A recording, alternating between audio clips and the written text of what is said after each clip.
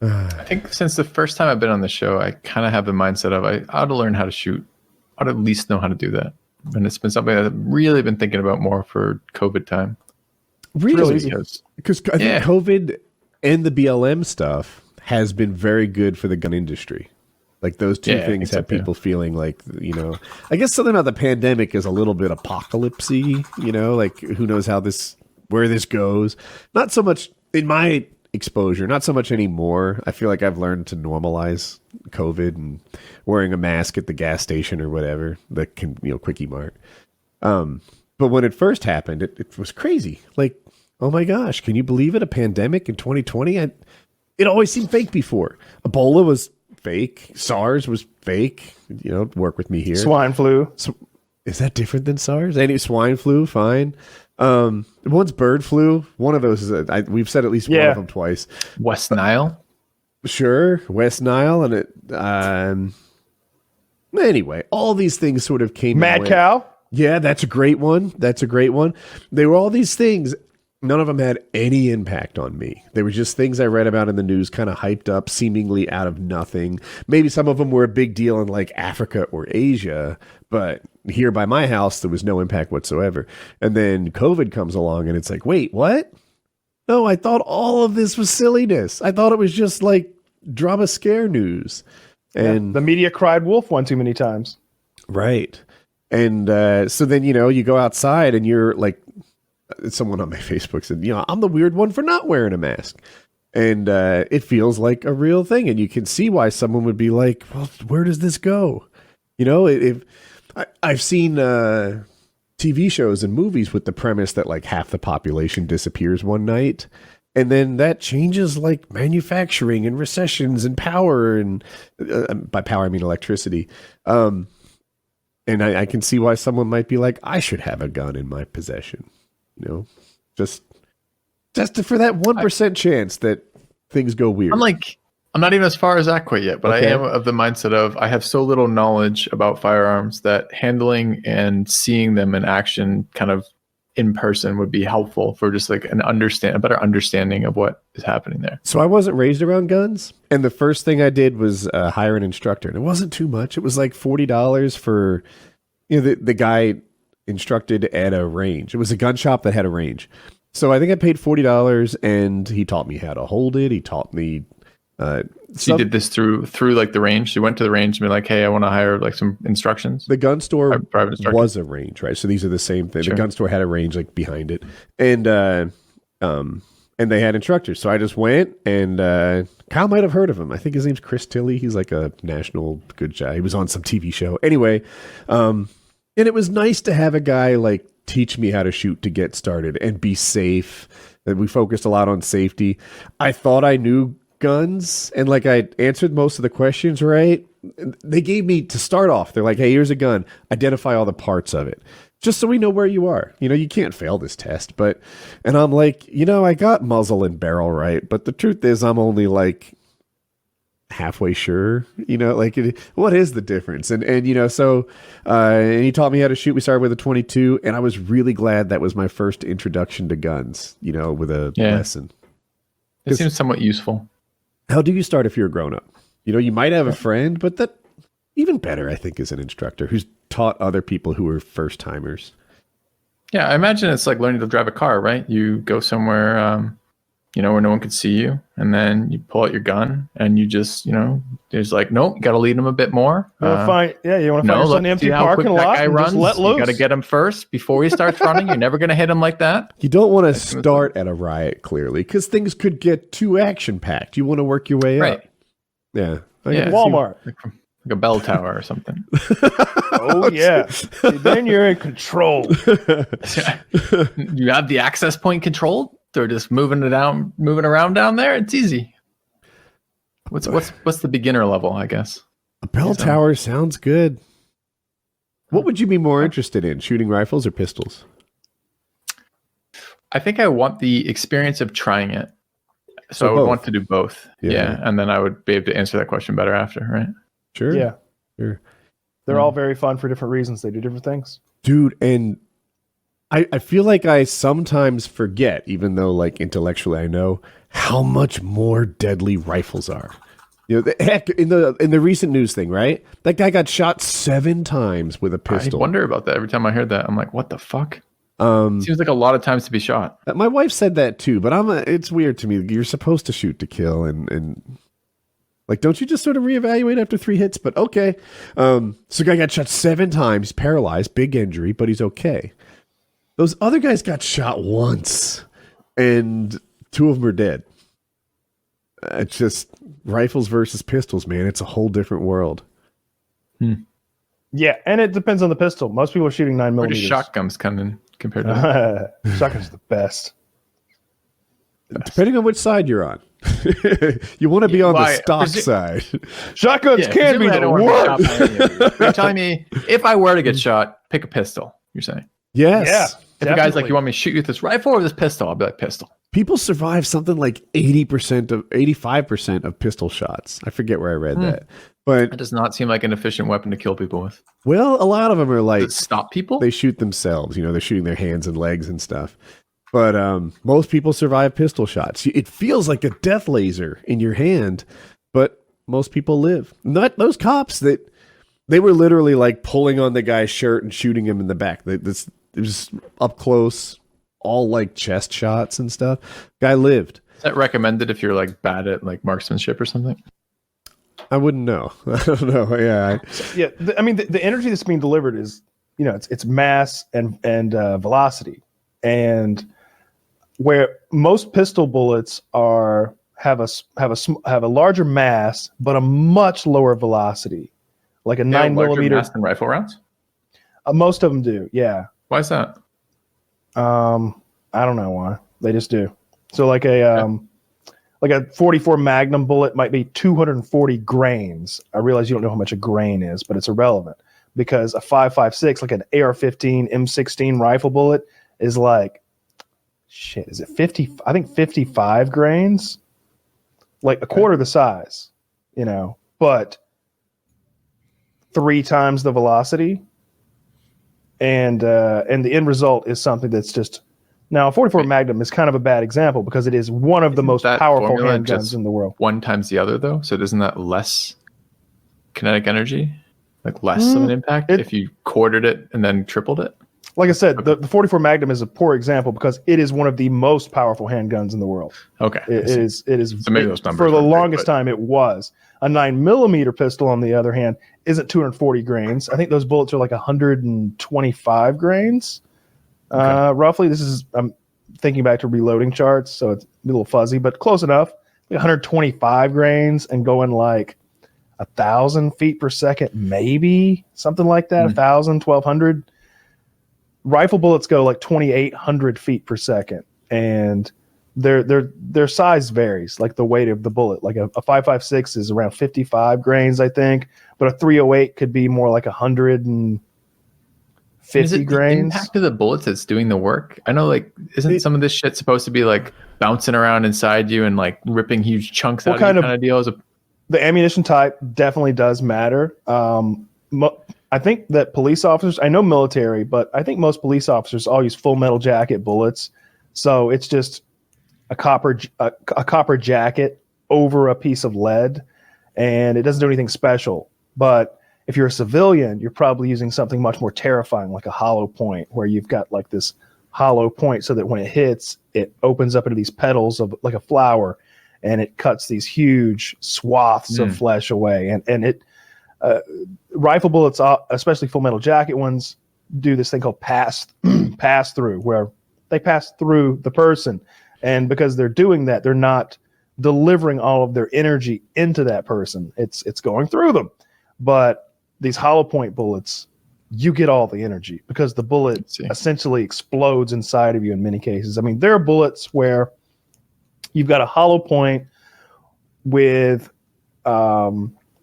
like this silicone inside the hollow point, and suspended within that are tiny little BBs. So this hollow point hits you, opens up into all those petals. Those petals go making their own courses throughout your body like little razors. And then all of this shot, it's called shot. These tiny BB pellets are projected through you, making all these awful paths of destruction. Being as mean as possible. And then behind that, there's a tapeworm. And the tapeworm. Actually, yeah. Behind that is the core of the bullet, which is the heaviest part. And it's continuing to penetrate. It's just keeping going. So what you end up with is this 3-dimensional area of destruction inside the human body that looks like you took a fucking like one of the big soup cans, like family style, and just put that through someone, and everything that it went through is just mangled and destroyed and ruined. There's something. Go ahead. Guns are. What class is that? Personal defense. Personal defense rounds. Okay. You know, a lot of those personal defense rounds get scary like that. And I'm not sure if scary is more dangerous because some of them can be gimmicky. Like you put too many little pedals and stuff in it, and it's like, oh, actually, it got kind of lame when we tested it. Maybe you feel differently. It looks like you do. I don't know where I fall because I tested that RIP ammo, the rapidly invasive projectile ammunition, and it looks gimmicky. But God damn it, when we would shoot ballistic gel with it fuck it up so bad. And those bullets were very light. They were all copper. There was no lead in them, and they went really fucking fast, like 50% faster than a standard 9mm round. And when they hit, they just exploded, essentially, into many, many projectiles going throughout the body. And you wouldn't get passed through. You know, it wouldn't go through the person and hit something or someone else you don't want it to. But also, I think a lot of people had an issue with when you compare it to like just like a good hollow point round that normally you've got like this solid thing that's just cutting a big hole all the way through the person, and now instead you've just got this thing that's just exploding, and maybe it doesn't penetrate, maybe it doesn't hit anything vital, maybe if they've got any kind of like, maybe they got a thick enough coat, I don't know. You know, I'm not in the business of gunfighting, so leather coat on top of a hoodie can do weird things, you know. I don't know. Yeah, so like if I had to pick a bullet that went into my pistol to like protect my life, and I like be like, all right, you're going to that room, you're going to gunfight. Which bullet do you want? I'd probably pick one of the really nice like safety slugs, one of the really good, expensive hollow point bullets that's meant for that sort of thing, and maybe not something that's experimental. There's the other thing. Maybe you can talk about this, but when a rifle round goes through a guy, there's the damage from that you would think comes from an ice pick, but that's not all. It goes through so quickly, the cavity kind of swells and comes back, and you can see it in slow-mo. And apparently that motion is a big part of the damage they produce. Yeah. Yeah, we saw that really come into play when we would shoot ballistics gel and with high-speed photography.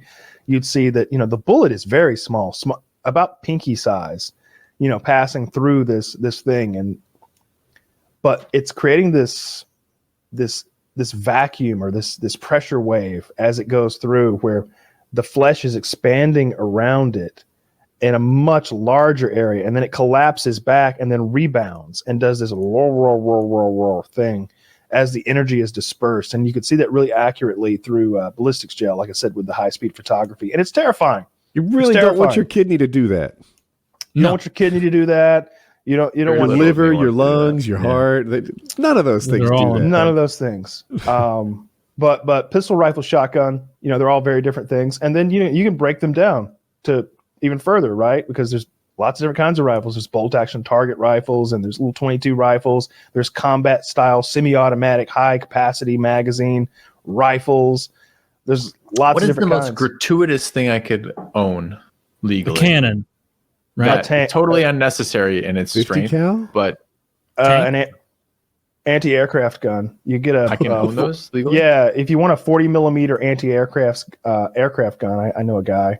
You can shoot that. Can I mount those in my front yard, or? You don't have to mount it. It's on a platform with an engine on it. You can drag it behind a car, and then you put it in place, and the legs come down, and then you start up the little Ducati engine so that it's completely autonomous. You know, it rotates 360 degrees of rotation. And any of these been deployed for property defense? Yeah, you don't need to. Yes. Can they go down far enough? Just keep it pointed towards the front door. Oh yeah. Yeah. I shot. Can I assume a shell that I assume a bullet that brings down an airplane probably is okay. 40 millimeters in diameter. It wouldn't be a very good anti-air gun if it didn't. You know, it's the projectile's about this big around. Oh yeah, home defense. The shell Does is it like do that flowering stuff? Oh yeah. Not so Yes. relevant. Does it really? You don't have to at 40 millimeters. You don't have to, but we did. Yeah, the ones I was shooting were custom cast hollow points. Yeah. If you hit somebody storming your property with that, there's not even any evidence. We cut down trees with it. There's not a trigger. There's a pedal. I'm not kidding. Like when you go to fire, you're like clunk, and you hit a big pedal, and it goes go-goom, go-goom, go-goom, go-goom. Like that's the one that you went boom, boom, boom, boom, and it shot way into the horizon, right? Sure enough, is. Yeah. It's got like I wasn't sure if that was a public story. It is now. Fuck it, nobody got it. Yeah. I mentioned the Ducati engine on it that would power it, but that was loud, and it was going to drown out my microphone. So oh no, I used the hand controls, which is like you turn them like little steering wheels, but sure. One for this way and one for this way, so you could do elevation and whatever you call side to side windage. Yep. Okay. And I dialed it in. I looked through the scope. It's shooting across a lake at some barrels of explosives or something. I don't remember. And I'm like, I look at the camera. I'm like, all right, well, here we go. Blah, blah, blah. Bam. And I hit the pedal, and I hold the pedal down because it's fully automatic too. I don't know if I mentioned that. It's a machine gun essentially. And it's got a magazine of like 5 I can 8. own these legally? Yeah. What will it set me back roughly if I wanted one? 150, 160,000. Let this story unfold. Okay. So yeah, I'm interested in that. I'm just imagining this at my duplex that I'm renting in Cedar Rapids post like storm, and I can just I can pick it up again. I could just leave it there for a couple. Okay, anyways. Oh, you're gonna be the biggest swinging dick in all Cedar Rapids. So I fire it off, and it goes cocoon, but then the recoil causes the barrel to go up. I'm supposed to be holding on to those wheels that I used to dial it in. No one told me that. So it goes cocoon, and the barrel goes up 10 degrees. Cocoon! And it goes up 15 degrees. Cocoon! And how fast is this firing? So how quickly is this? It's going boom, boom, boom, boom, boom. And so it goes boom, boom, boom, boom, boom, boom. And the first one hits my target. The second one cuts a tree down. The second one hits the top of the tree. And the third and fourth or fifth or whatever, they're just going. They're just the horizon. And I look back, I'm like, all right, well, that was pretty cool, huh? Blah, blah, blah, blah, blah. Now let's do this and that. And then cut. And I go, where the fuck did those rounds go? Where did they go? And the guy went, whatever's 7 to 12 miles that away. What was 7 to 12 miles that way? He's like, there's a horse farm over there. We're in Kentucky. There's anymore. Tennessee. We're in Tennessee. There's a horse farm over there. I'm like, are they expensive horses? Oh yeah. Oh yeah. Like $500 million race horses. Over there. I'm like, well, if we hit one of those race horses, we cannot talk about this, right? He's like, I'd be more worried about hitting a car. There's an interstate about 4 miles. I'm just like, oh God, what have we done? You have to run inside and turn on the news. Did you ever find out where they went? No. How would you? It's well, like presumably someone might notice. And you don't notice. It would have made that big of a hole in the ground. You'd have had to hit something that somebody cared about for it to ever find out that something had went wrong. But we didn't, luckily. And I held on to the fucking controls thereafter. But yeah, that'd probably be one of the more ridiculous things. You get a tank, live firing tank. Did you rent or own that? Neither. Just borrowed it. He was trying to sell it at the time, so me shooting it was a bit of advertisement for him, trying to sell the gun. But you can own anything that you've ever seen in a movie, essentially, if you get enough licensing. If you want to go zero licensing, then a 50 caliber sniper rifle, like semi-automatic, is pretty crazy. If you don't want to do any paperwork, that's probably about as crazy as it gets. But if you want to do more and more paperwork, you can get hand grenades, explosives, live firing tanks that shoot shells, anti-aircraft guns, mini guns, RPGs, literally everything that you can think of that's not chemical. To lasers. We've been there. There's a anti-missile program that they've had for long enough that they've long released like how it works and everything. So it's probably miniaturized by now, but the entire laser had to take up the back of one of those giant cargo planes. And so they'd fly the cargo plane, and then this thing could shoot a laser and take down a missile. It was like an anti-missile weapon. That's cool. I mean like a rifle. A rifle? Like a laser rifle. Will that ever be a possibility or no? I don't know. You don't like the idea of reloading or what? That just would be cool. Yeah, I don't know. I think that lasers How have embarrassing it's going to be if aliens get here and we're still using bullets. Huh. One She of your viewers reached out to me after our last PK episode and said, "Hey, I heard you're moving to Cedar Rapids or moved to Cedar Rapids. I've got a friend who teaches gun safety and gun shooting courses. So I took a class from him for like a day to go out to the range and shoot a rifle and shoot a pistol, which is kind of new for me. It's kind of interesting." nice. What all did you shoot? I tried to actually ahead of the show try to find the fucking email for what he told me he had. I don't know. It was a small rifle and I think a medium-sized pistol that I've shot. And I was surprised. I've just never shot I think I've shot one gun once in my life prior to this, right? As like a kid. So I just was kind of like, well, shit, I at least ought to know what it feels like, how easy it is, like what to be looking for, like what to be doing with holding, et cetera. And I was shocked at how fucking easy it is. I mean, to be fair, I don't mean like how easy it would be to fire far, but like he was like, oh yeah, most home defense stuff is set up at like 10 foot away kind of deal. And like, it is not hard to hit a target 10 foot away with a rifle. Like that was, No, it's hard to miss. Yeah. You ever miss your TV with your remote control? It's backwards again. Fuck. Yeah, even with a pistol at 10 feet, like I'm not an exceptional shot. I'm safe to be around, but I'm like a normal person, I would say. And I think at 10 feet, I can hit a 3x5 index card all the time. Yeah, it was not hard, and it was surprising. I mean, it was interesting. It was an interesting experience. The guy was real nice, and like it was kind of cool to see it and do it. But it was like I was kind of shocked how fucking easy it was. Did you like enjoy having the power of that man killer in your hands? That's what he asked me, like when I did it, and I kind of looked at him like, he asked you if you enjoyed holding a man killer. Yeah, he kind of almost like that. He was like, he's like, if you want, you can just go a little Rambo on it, and I'm kind of like, no, I'm good with what I'm doing here because. Kind of for me, it was like, oh, I want to feel this out, see what it's like, to see what it actually looks like. I'm not really that interested in power. I don't even want a gun. I don't want a gun in my house because I don't actually think I'd have qualms with shooting someone who was invading my house, for example. I really don't. And I don't want to be in that situation where it escalates to that. Right? I don't want to be in the position where I'm going to fucking shoot somebody. And what's the alternative? Like, I don't want to paint any nasty pictures here, but because the alternative is I hit him with a bat or something, right? What if he's got his own bat? He goes home with some broken bones or something. What if he's an excellent player? But what if he just bring a gun to pillow fight? Because I agree, right? Like, what if there are two of them? But what if it's some fucking kid who's doing something stupid as opposed to someone who means me actual fucking harm kind of deal, or means me minimal harm, and I end up killing the poor bastard? Because again, I could actually see that happening. I don't really want a gun in my house for that reason. See, Filthy, I'm kind of this hypothetical guy who's going to come in with the best of intentions. Like, no, that's the thing.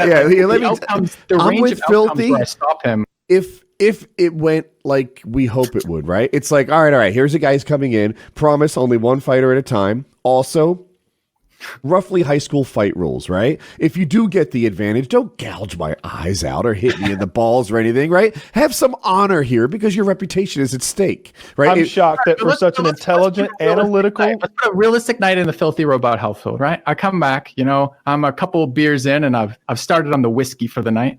I hear a noise downstairs, and I come downstairs, and there's someone in my fucking house. Maybe it's dark, maybe it's a little blurry, my vision, and I've got the gun, and I'm just like waving it around, popping shots off. I find out later my wife is maybe downstairs, hasn't said anything. Maybe the neighbor's kid is around or something. I've shot through a wall and killed someone. I don't want that shit. Well, if you think that a typical night involves you drunkenly grabbing guns, then I'm on your side. Here's my question, because I think I had a similar gun background to what you do, and I was around your age when I got into guns.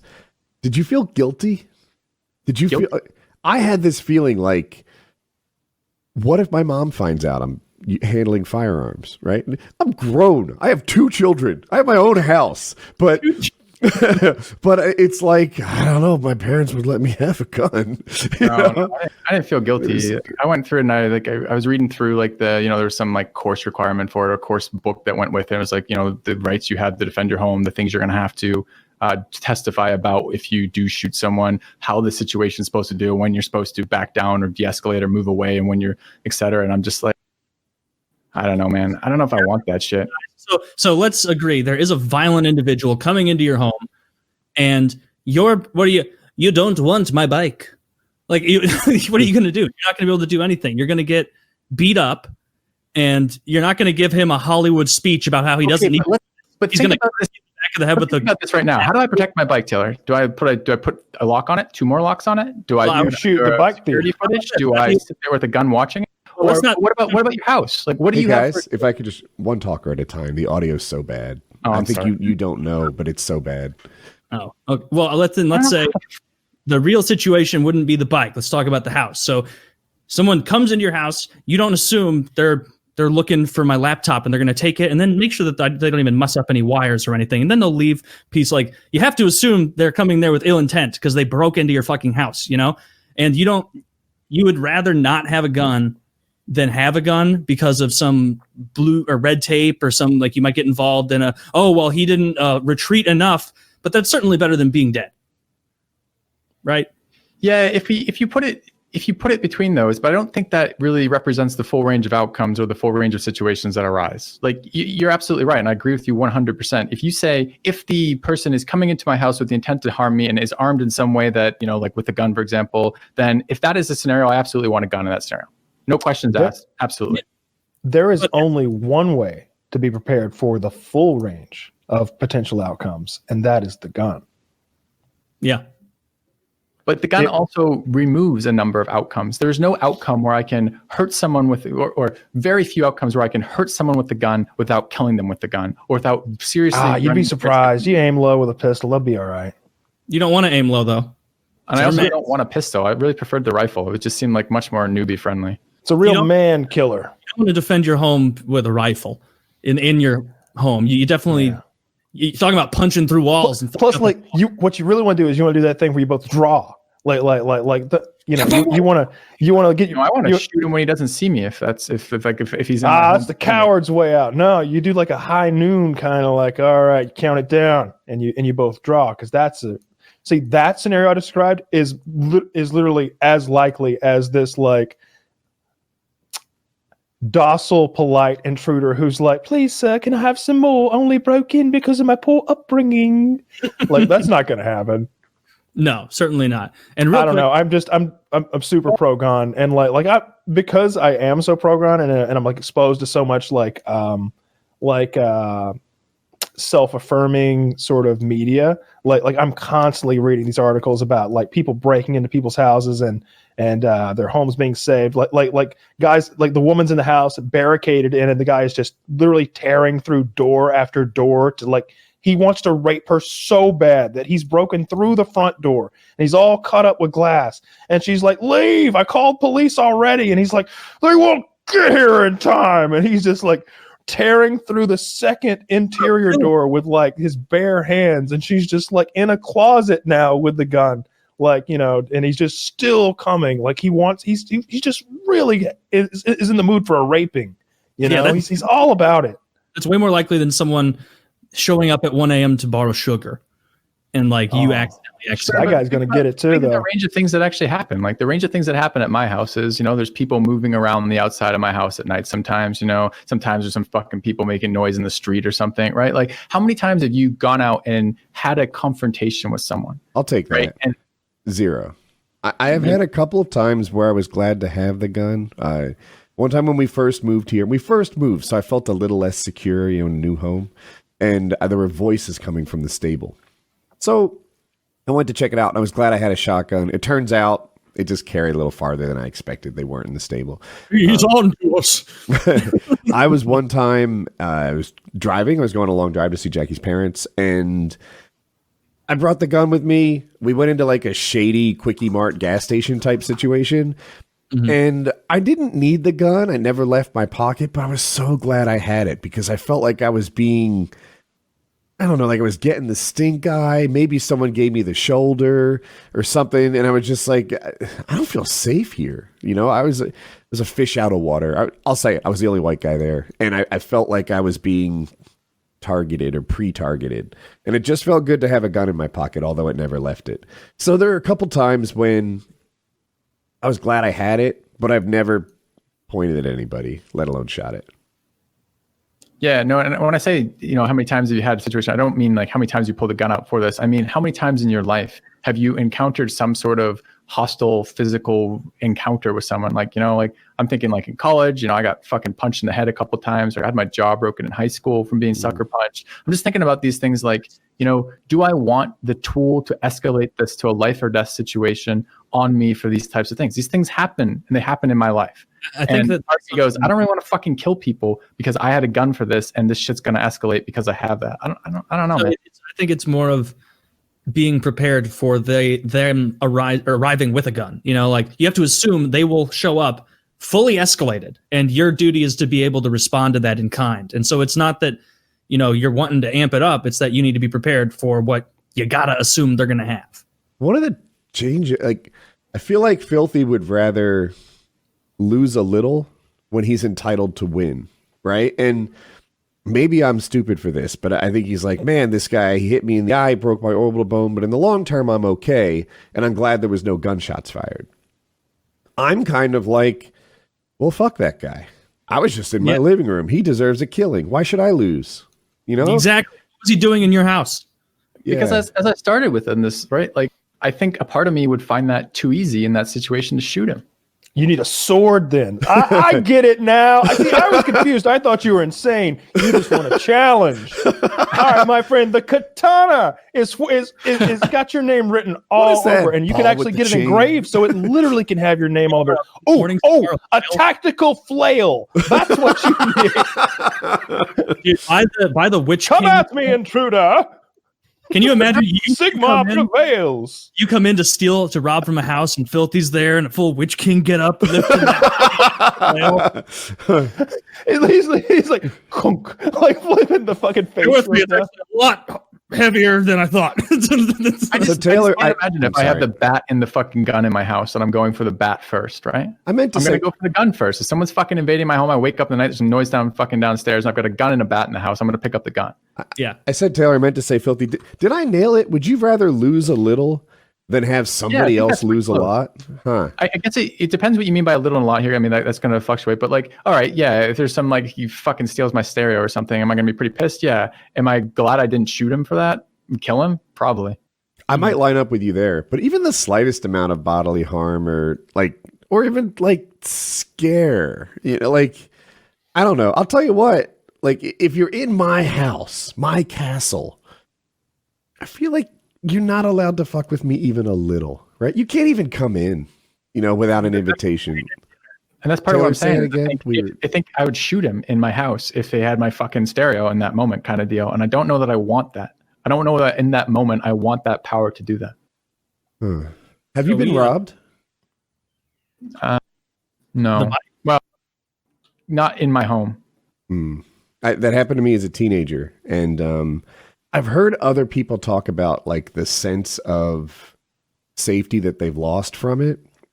It was a big deal for me. I don't know, maybe adult me handles it a little differently, but teenage me had night terrors for a decade, literally, right? From like 17 to nearly 30. I slept with a knife under my bed for a long time. I didn't feel safe without it. Like that sense of invasion that when I heard about on a TV show, it was like, really? The fuck is wrong with you? Your lock's on now. You're fine. But when it happened to me, my response was uncontrollable. I should have got therapy. It's violated. As soon as I'm illegally allowed to, I'm getting myself a tactical crossbow. Okay. Yeah, well, to briefly touch back on the gun thing, I'm kind of like on the border of that. I finished with that, the shooting, and I was kind of like, man. And I think I'm not 100% one way or the other yet, but the thing that kind of like, I was surprised by how little upkeep there was for it. Like how little shooting you had to do, like how little practice you were doing for this. I kind of thought, well, shit, maybe this would be an activity as well as, home defense, like from shooting for this. And then the guy was like, oh yeah, you just go like 4 times a year. And I'm like, wait, that's it? 4 times a year? Yeah. Kind of a casual. Well, it is a fun hobby. I haven't gone in forever to go shooting, but yeah, you must have had some fun shooting. Like if you're planning on going back, doing it again. Well, I thought it might be an interesting thing to do, right? Like, something to do in this area, COVID friendly, like maybe like, scratch that itch of like, here's something I don't know a lot about to learn something about. Kind of like the idea of like the upkeep and like learning a skill was kind of interesting to me too. Where would you shoot? There's some ranges out here. Indoor, outdoor? Outdoor. Outdoor. And you're in Iowa? Minutes. Yeah. So in the snow? Maybe. Well, you do you. Not my cup of tea. Like. Yeah, anyways, I thought it was an interesting tie-in just because it was one of your viewers who reached out, which I thought was kind of cool. Shooting's fun. My favorite kind of shooting was always shotguns and shooting aerial targets, shooting sporting clays. It's a lot like golf. So you go from sort of hole to hole on a big outdoor course, and each one provides a different challenge. There's 2 different targets at each thing, and they give you like 10 different combinations of targets. First it'll be like, all right, the left bird is coming, and now the right bird is coming. All right, now it's a left and a right. Now it's the right and the left. It's simultaneously. So you're, shooting them out of the air, and you keep score, hits and misses, obviously. And at the end, you see who won. How just good are you? I'll preface it. You're the best I know. I think you're the best I've ever shot with, especially at the shotgun. You're good with all guns, but the shotgun in particular is probably your best. If you go there, are you probably the best guy that went that day, or are there other people? I did well in the state championships. I shot like a 89 out of 100. I don't remember what I placed, like top teens or something like that in the state. And whenever I would go just for the day, I would often be the best of that day. But there were definitely shooters who were better. I shot with a guy who like shot in the Olympics, and he just trounced me. It just wasn't really that close. He just seemed to, of course, it was his course. It was the one he shot at all the time. And I'd never been there before, but still, he was much better. And he was in the Olympics. Yeah.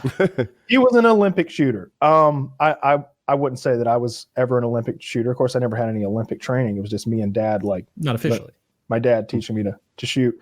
I don't know. I was really fucking good. On a hunting field, I was always the best. People complain. With dove hunting in particular, they sort of come into the field a handful at a time, and all the hunters are spread out in the field. And so if you're like the point man, if you happen to be positioned so that the birds are always coming over you first and you never miss, then no one else gets a chance to shoot. And people would complain. They'd be like, let some through. Let some through. Because I'm not going to miss. Just not going to miss them. Really good, I guess. Not like world class for sure. But the best I know. And, I don't know. It's what I was really good at, was just shotgun shooting for sure. I have a real knack because there's a kind of it's not exactly precision shooting. There's more of a feel for it. There's an intuition. Of like, there's some intuition and there's some visualization. I don't look down the barrel of the shotgun. I just hold the shotgun and I look at the bird. I look at the target, and I've got the hand-eye coordination to I know where the barrel's pointing. I could probably hit targets pretty well blindfolded if they were like auditory cues. If I just heard a noise, I could shoot that blind. So yeah, pretty good. One thing I was never good at was like trick shooting. There were guys like that Olympic shooter. He could put his shotgun behind his back, and he could shoot very well at flying targets. He could shoot it. He could put it like behind his head and upside down. Same thing. And I'd never even seen that before, so I was blown away when I saw. Did you try it? Stuff. Yeah, and I couldn't do it. I had no feel for what that meant. Like holding a gun in the natural position, it's like I'm locked in. Like if I look there, I can immediately point there. If I look there, I can immediately point there. My hand-eye coordination is like built for that. But the opposite, it'd be like trying to hit a baseball left-handed. Getting in the left-handed batter's box. Everything's weird and funky, and you don't have that mind muscle connection, the hand eye coordination. You can't do it. I can't do it. That would be so embarrassing to have to like go into a batter's cage and swing the wrong hand. You just in front of people. I was just imagining doing the movement, and I was like, oh, I would look like an asshole. Like, yeah, I'd be like wood chopping. I can do the movement, and it looks fluid, but I have no like ability to like hit the ball that way. But I can get in a batting cage right-handed and do okay. So yeah, I don't know. I don't know where I would rank in the of the like YouTube like gun guys. I don't know anybody else who does shotgun shooting other than that older guy who like had the world record that was like sponsored by Benelli. He has this trick shot. I think he has the world record for it. I don't remember how many sporting clays he takes in one hand, and he throws like 10 or 12 in the air, and then he shoots them before they can hit the ground. I've seen that. And I saw that, and I was like, I wonder how many I can do. Because it's a real challenge, because first of all, just throwing them in the air is part of the challenge. You can't get someone else to throw them for you, or it's cheating. That's not what we're doing here. So I started out doing it, and it's like 2, oh yeah, poof poof, 3, poof poof poof, 4, poof poof poof. Oh, that was hard. That last one's hard. Holy shit! And I think I got to either 5 or 6. What's the shotgun hold? Is it 8? You're right. I just found the video. This guy throws 12. His shot. So it's a Benelli, and the tube is as long as the barrel on his. So his is holding obviously 12, at least. Yeah. I was probably using a Benelli with the tube taken out, so I don't think I could have held more than 6. Like I had a standard tube. I didn't have like an extended tube or anything, unless I had borrowed a gun. I think in the video I'm using a Benelli Montefeltro, which is just kind of a mid-tier Benelli semi-auto, like hunting, sporting clay type semi-auto shotgun. Nothing tactical, but also nothing like too fancy. I was thinking I'd max out at 1 because I have a pump action shotgun. Do you think you could hit 2? Oh, absolutely. With a pump? Yeah. Oh, yeah. Okay. I pump it very quickly. Yeah. I've hit 2 before with an over-under. I don't think I've ever tried to hit 2 with a pump. Oh, yeah, over and under is instantaneous. 2 is kind of your limit with an over-under. It is. You gotta be. Now you gotta rock at the real third. fucking champion to break that bitch down, throw 2 in, lock her back, and or just being that really would have good been at a the challenge. Oh, I wish I could do that. Like I haven't really wanted to shoot in a long time. Like I don't miss it that much. It's not that big of a deal. It's a thing I like, but it's not my favorite thing. But now I wish I could shoot an over and under to try to shoot 3 targets, 3 hand thrown targets with an over and under shotgun. I think I can do it. That would be hard. You'd have to throw it in a way almost that like a couple of them lined up, because you're not going to have time to break it and then reload. So Yeah, you'd have to like be like, oh, there's like a little eclipse happening. All right. No, that's cheating. No, see, that was the hardest part about hitting 5 was sometimes I would accidentally hit 2 at a time. They're so close to each other. That's the other thing. Like normally when you're shooting sporting clays, skeet, whatever, skeet is a different kind, a different game. With skeet, you change positions in a very small area, and there are only 2 throwers, one high and one low, and they're crossing each other like this. Yeah, but, the guy didn't cover this when I took these. Yeah. Taylor's like, you got to hit 2 at once. I can hit 16, but they're taped together. Yeah, yeah. Hitting 2 at once is easy. That's the problem. So like normally when you're shooting, so there are chokes on the end of the barrel of a shotgun. These insertable things you screw in, and they are tighter or looser depending on how big you want the pattern of pellets to be at various ranges. So a full choke is a very tight pattern, and a cylinder choke is the antithesis of a tight pattern. It's as wide as it can really be, and there's everything in between. There's improved cylinder, which is a little bit tighter than the cylinder, and then there's skeet, which is somewhere in between. I think it's right about there too. And skeet is what I would usually use if I was just shooting sporting clays. It's a nice wide pattern, but you still got some range before the pattern disintegrates to the point where a skeet could actually make it through the pattern. You know, the pellets are so spread apart that a 70 millimeter sporting clay could just escape through them. But I had to use a full choke for that trick shot, because any looser pattern would accidentally hit an extra skeet. You have to hit them perfectly. I didn't know the rules, and if it was like, oh, lucked out there, knocked hit them all. 12. You just throw them very gently 4 feet in front of you, try and blast The off. throw is hard too because you have to throw them in such a way that they all go both high enough that you can pull the shot off and spread out enough that, again, you can pull the shot off. Because by the end, you're shooting them on the way down. I was. That guy who's a professional, is his name Knapp? Is it Tom Knapp? I'm probably getting that wrong. But he hits them up at their apex. They get up high and he's and fucking wasting them. He's so good. By the time the last one is getting shot, it's like 4 feet off the ground because he's he chasing them all down. That's how I was. Like when I hit the fifth one, it was 8 feet off the ground or something. Do chokes wear out? Because you're kind of shooting them. It would take a lot of shooting. Yeah, so the pellets hitting the choke don't wear. They're lead. It's steel. Okay. And so the other thing is that the pellets don't actually hit the choke because they're still in the plastic wadding. So they're held by a plastic wadding that's shaped very much like my hand is right now. And when they hit the air, all the petals catch the air, and the shot continues on. The this is a misleading picture I'm showing everybody. Then, yeah. So, when I was in Wisconsin, you'd see those all up on the Great Lakes. You see the shotgun, the waddings. Yeah, waddings. Yeah, I've thought that too, Woody. Okay, but I guess the lead. I thought I was retarded for a second. Everybody was forehead on palm. Yeah. Well, I mean, me jumping in for you might not save the day. Like you could even see, I could look at a wadding and tell you loosely, like what kind of choke the guy's using, because a full choke will squeeze the wadding onto the shot to the extent that there are dimples all in the wadding, like excessively, whereas a cylinder choke won't do that quite as much. Like you could look at two waddings, one from a cylinder and one from a full choke, and be like, oh yeah, this is definitely the cylinder and this is definitely the full choke. Do all shotguns take a choke? No. Some of them are unable to be choked. Yeah. My dad's got an 870 that's just full choke. It's just a full choke. I think a lot of tactical shotguns are probably that way. Although a lot of them come with the ability to put compensators and stuff, and that's really the main reason there's a screw-on thing at the end of the barrel. Would you know what mine is? That Marine 870? I would almost guarantee that if it doesn't have insertable chokes, then it's a full. Which is the smallest one or the biggest? Yeah, smallest one. Smallest one.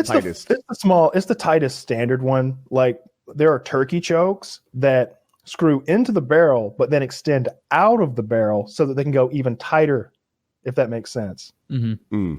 I see. So if you just really want to fuck that turkey up. You want to shoot the tightest possible pattern imaginable to get the most range before, again, the pattern starts disintegrating to the part where a turkey's head would perhaps not get struck. You're shooting those guys in the head. Is that where I've never gone turkey hunting. If I go turkey hunting, he'll get shot where he gets shot and he won't pitch a fit. Turkey hunting is so dumb. What makes turkey hunting dumber than any other hunting? So, all right, the prize, first of all, is a worthless bird. Like in my opinion, this is you my can fry that up. You can't. They taste awful. Like the turkey that we all eat for Thanksgiving is nothing like a wild turkey. It's like comparing a rat to a suckling pig. Like one of them is this stringy thing that was just barely surviving in the outside world, and the other is this like thing bred to be juicy and fat and marbled and tasty. Yeah, broken legs before it can even stand because it's got so turkeys much don't do that, goodness. but chickens do. So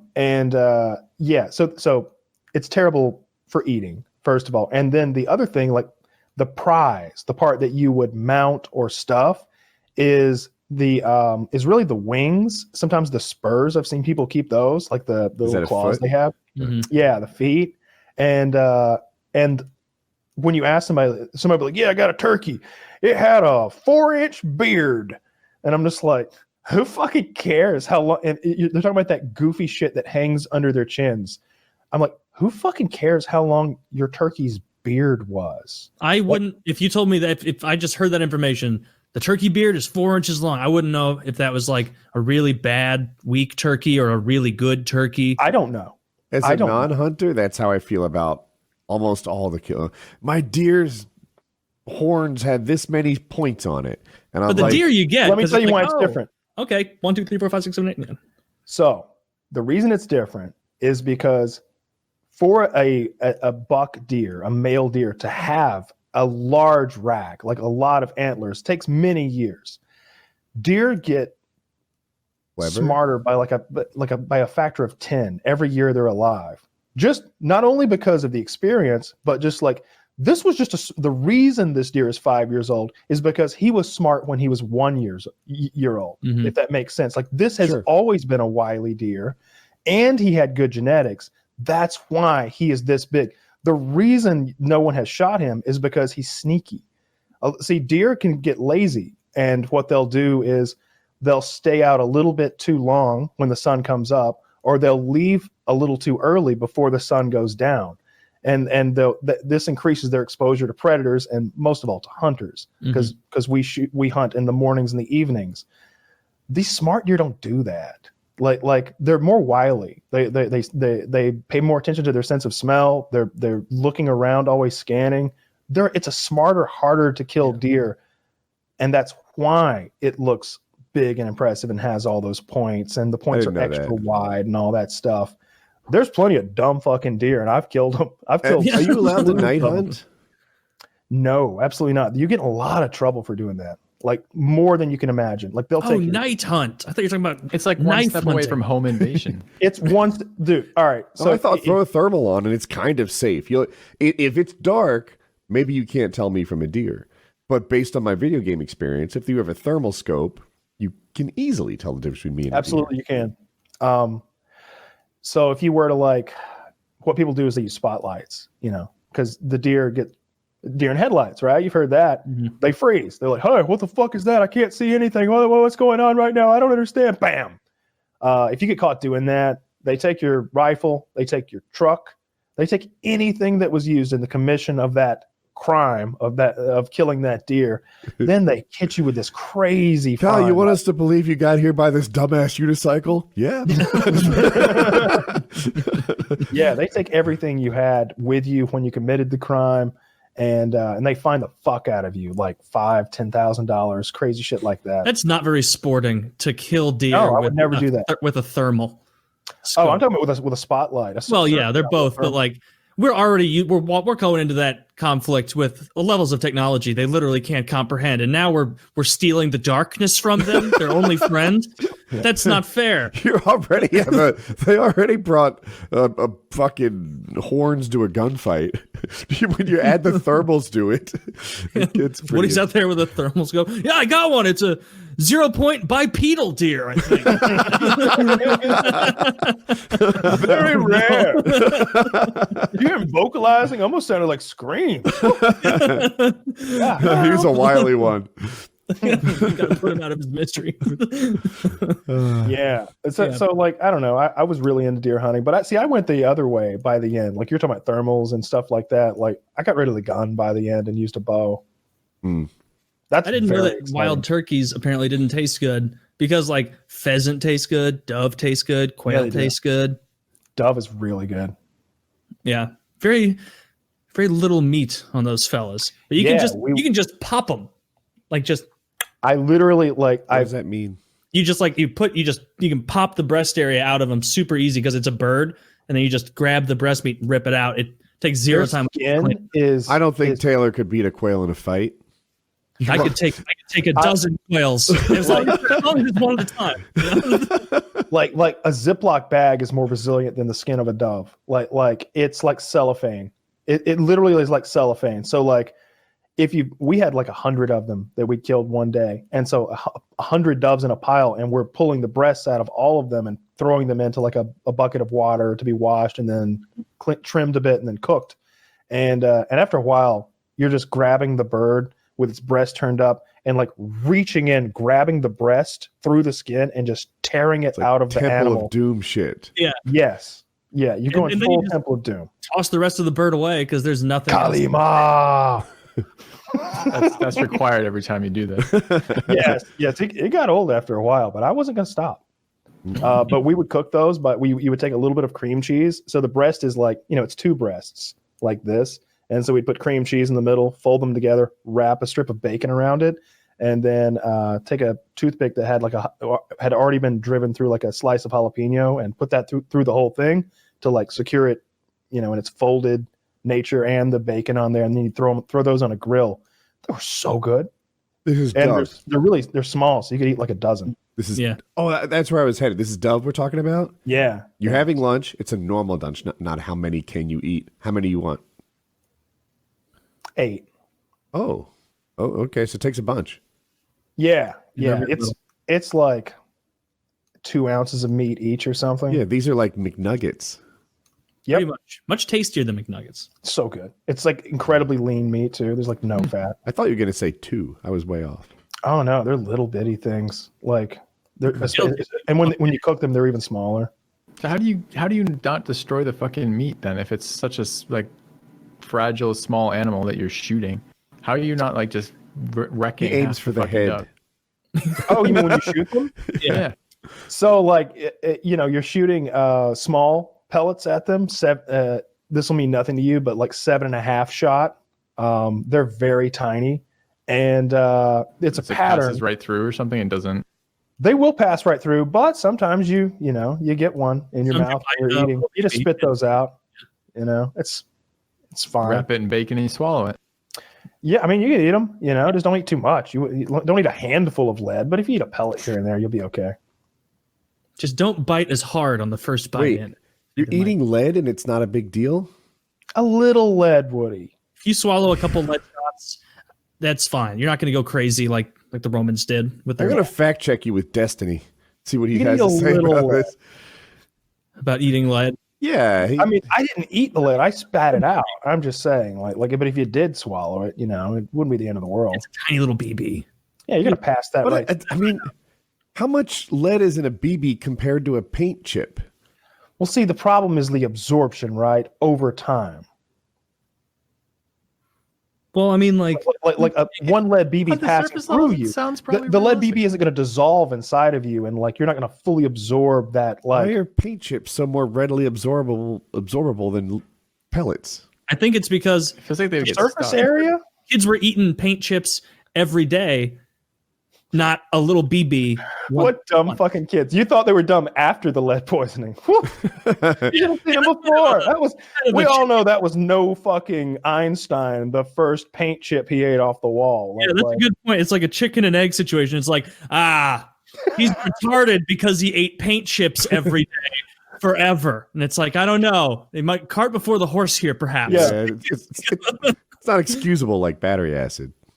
No, and I mean, you Turns out eating sand also makes kids retarded. Who knew? Look at that kid. Oh no! food We item. saw that kid eating handfuls of sand every day. Tested him. Sure enough, it was too late. The sand had gotten to him. The same's true of cat shit. Yep. I caught my boy eating cat shit, and I tried to get it out of his mouth, but I guess it had already gotten to him. Retarded. I mean, when I was little, and when I would get put, 27. when I would get put in timeout as a kid, I would peel all the wallpaper off in the corner, so my parents would stop putting me in timeout. I figured if I ruined the wall, they wouldn't, and it worked. But I didn't eat any of it ever. Didn't cross my mind. I did. That did work. I remember That is a certain kind of genius, and I wonder. I'm young Taylor. Was it that calculated that he was like, I'm going to destroy this wall so that I get out of it? Or was it like, there's nothing else to do here. I'm being tortured. I'll destroy the wall. I think I probably destroyed it because I was mad for being put in timeout. But I remember I did other spiteful things once. Once she was making this kind of, she was making tuna casserole, I think it was. And I fucking, to this day, I can't eat tuna casserole. I hate it. It's awful. It's the worst delivery method for tuna. And she was making that for dinner. And I had told her and my 5-year-old self, I don't like tuna casserole. I'm not eating tuna casserole. She's like, Taylor, you will eat what is served to you. That kind of thing. I was kind of shitty. And I remember, I remember walking out of the kitchen into the dining room area, and that's where the dog's bowl of food was. And it just, in my head, I was like, I'll show her. I'll eat a whole bowl of dog food so that I don't eat dinner. And I did. I ate most of a bowl of dog food so that when she was dinner time. I went in and I wasn't touching it. She's like, you have to eat. You haven't eaten since lunch. And I was like, that's not true. Go check Max's bowl. I ate his meal. I'm not eating tuna casserole. Turns out, Kyle, dog food makes you retarded.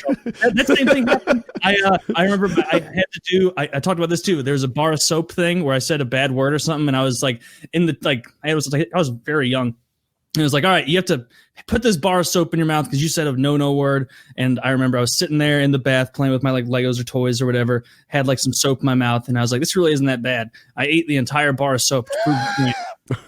So when they came back in, and she was like, where's that soap? Where am I ate it. Like, what? Yeah, you can check. There's no hidden soap. I consumed the entire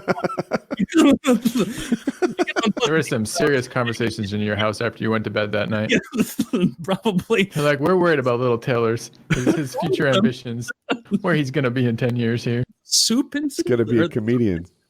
Jesus Christ. Oh, man. Yeah, I think filthy like I think he would have more fun shooting because like look, you're not gonna get in anything if it's not fun, right? Like it's got to be fun. And I don't think she's like. Did you shoot paper targets? I don't recall what you said. Yeah, it's not fun. Like really, what you're getting is like it's kind of cool that the gun's loud and like recoiling a little. I'm sure that's interesting at first, and the smell is kind of cool. And a little smoke came out. That's neat. And there's just excitement really of kind of a score. Curiosity of I've never done this. I want to know what it feels like, what it actually takes, like what it like not. I mean, in terms of literally, what does it take, like pressure wise, to pull a trigger? Like how quickly could you do this? How hard is it to hit something far away, etc. Yeah, shooting things that do stuff is a lot of fun, and that doesn't have to mean watermelons, but it should. You're thinking watermelon home invaders. I mean, God willing, Oh, I don't know if you were joking, but he actually means reactive steel targets that move, that plink, that like. Or yeah, maybe they make these targets sound.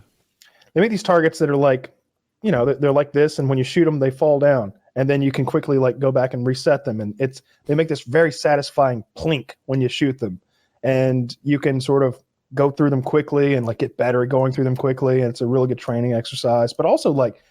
I shot soda bottles in videos not because they were cheap, not just because they were cheap and like interesting. Like they were fun. Like we had always shot soda bottles as targets. Like growing up, like we would set them up at long range because when you hit one, it fucking explodes and it's cool. Soda bottles make good targets, and anything that makes a loud noise, like steel targets in general, just that gong that you get when you hit them at long range is very satisfying. And just being able to shoot outside, like one of the things I would always do for people who were like Europeans who would come over and like, they'd never touched a gun before. I'd be like, look, first of all, here's gun safety. I'd draw a line sometimes on the ground. Like the barrel stays on that side of the line. As long as you do that, nothing bad can happen. If you rotate at the hip, but your arms stay pointed that way. See? So that way you can turn around and look at me, but the gun doesn't turn around and look at me too. And like once we gotten that down, it's like, all right, now fuck all that other shit and have some fun. What do you want to do right now? You want to pull the trigger as fast as you can? Because that's fun. Like I don't care what anybody says. That's fucking fun. Don't you want to shoot a machine gun? Like, well, I don't know. I won't be able to get all the bullets to hit the target. Of course not. It's a fucking machine gun. Just fucking spray them everywhere. Who cares? Just don't aim above the trees. Don't aim at my house. And don't turn around. Who fucking cares what you hit? All of that shit's a target. Anything's a target if you don't care what happens. Anything's a nail, right? Yeah. Anything's a hammer if you're in need or whatever. Anything's a target if you just don't give a fuck. Like trees, the woods in general, the water, the rocks, the ground. It's fun just to shoot the ground sometimes and watch the dirt jump. My wife told me the other day, we came back the other day and she was like, someone tagged our house today. And I was like, what? And I went out and I looked and it wasn't. Some little kid had done like Xos and a marker down the length of like one of the panels on the side of our house or something like this, which in of itself kind of sucks, but it isn't that big a deal, right? But I was joking to her. I'm like, Kyle from PKA, I'm going to ask him how he got a hold of that tank because I'm just going to park it out there for a night. And just the idea of that was kind of amusing too. But tanks are easier to get your hands on than you might think. He tags your house. So he used a marker, a permanent marker, I assume, and wrote on your house. It was not tagging. Tagging implies like gang or like symbol. It was fucking X's and O's. It was like 10 of them. It was like a kid drawing with the marker. So then, not tagging. He vandalized your house. Yeah. I'm not a fan. No shit, right? That really sucks. I guess you live in a pretty populated area. Yeah. We're kind of downtown Cedar Rapids. Yeah. No, you would. So. But. Yeah. So I would recommend that. Shoot a little more. You might like it. And look. You recommend what with? So if I were to go shooting for something, what would you recommend I shoot? Not the target, but the gun. You mean what kind of gun? It depends what kind of range you're at. Man, if you were at like someone's house, that's the best. Like, because then you don't have as many rules and regulations, and you can actually have some fun with it. Because like even me, like when I was at like real ranges, I kind of felt uptight about stuff. It's like, all right, I don't want anybody to give me any shit. I don't want to embarrass myself here. Certainly not with cameras on me. So I've got to really. I'm not going to have any fun today. Like today is absolutely not going to be fun. Like this is business, and you know it's not a fun way to be. Whereas if you're at someone's house who's not going to freak out if you break some little rule or something. Not that these rules aren't important. It's a deadly weapon, but I'm just saying. You know, nobody's going to grab a gun out of your hand and just shame show up you. at their house at night, not knock and go in. Don't do that, or they will murder you. Self-defend you to death.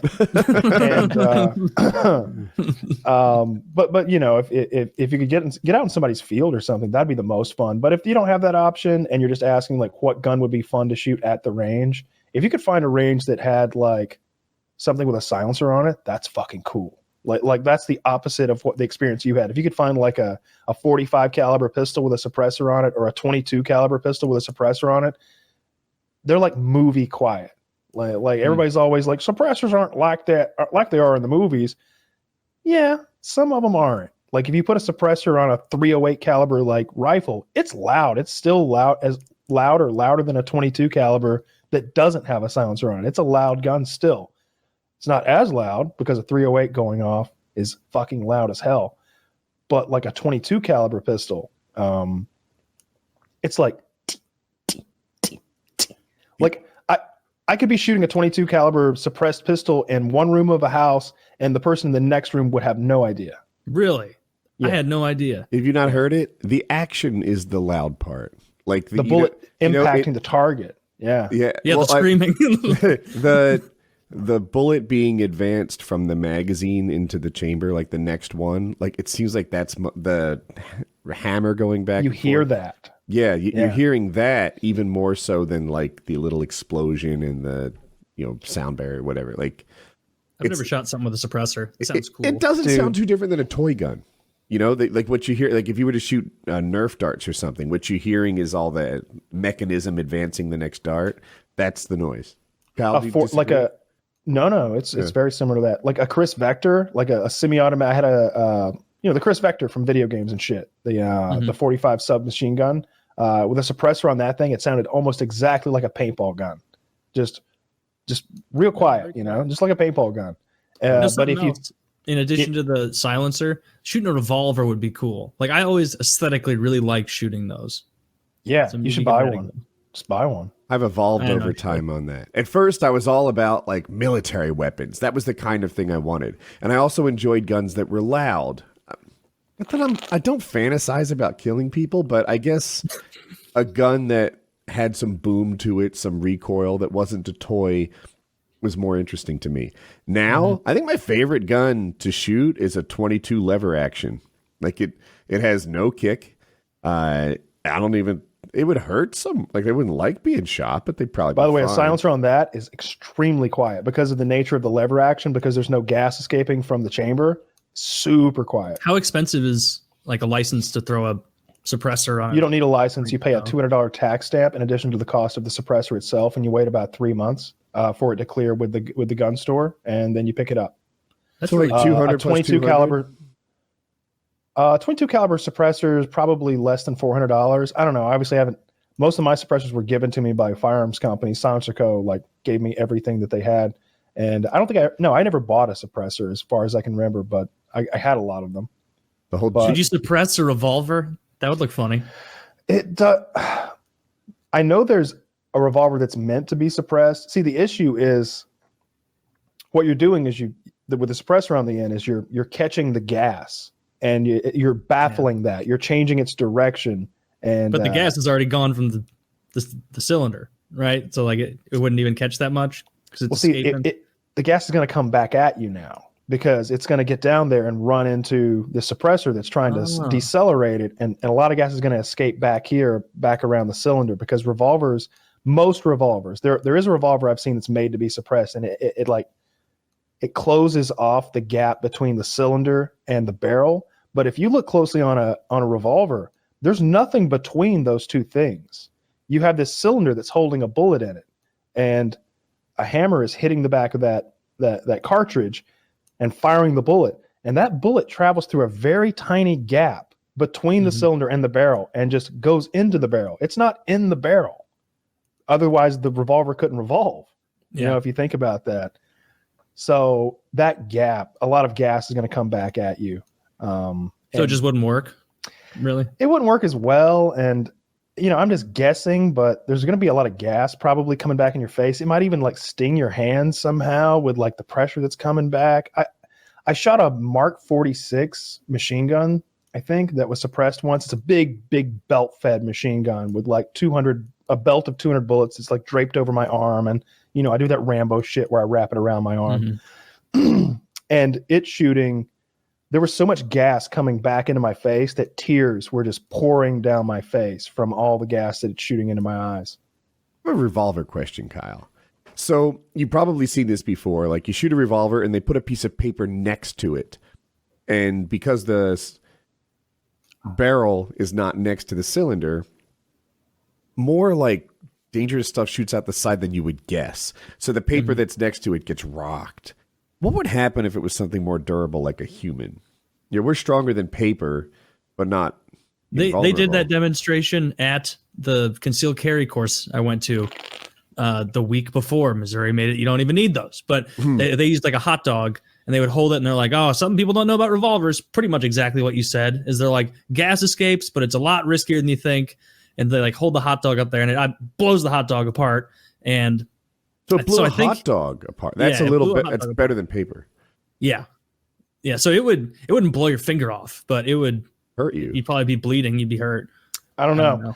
One thing that can happen is, what if the bullet doesn't hit the barrel just right? You know, and a little bit of that bullet gets shaved off and flung out to the side. So you know, something like it again wouldn't kill you. You'd bleed a little. Ruin your day, the end of the world. Maybe. I've been hit by that before. Like as a kid, I was getting hit by that shit coming out of like a .22 rifle that had been like jerry rigged with a bunch of holes drilled through the barrel for some reason. And pieces of the bullets would shave off as they went down the barrel and they'd fly out and they hit you in the arm. It's not the end of the world. It just stings. Oh, so you weren't even getting like cut or not like a little piece of metal stuck in your skin. I don't know. I was 4. Might have given you lead poisoning. That's what happened. That's why I'm retarded. He grew up strong because of that, Taylor. Yeah, little bits. It's like poison. He built up an immunity to lead. That's how it works. Like iocane powder. Like iocane powder. Like Wesley from Princess Bride. I haven't given that movie a rewatch in 15 years. I'm a big fan of that movie. It holds up. I'm not. It holds up.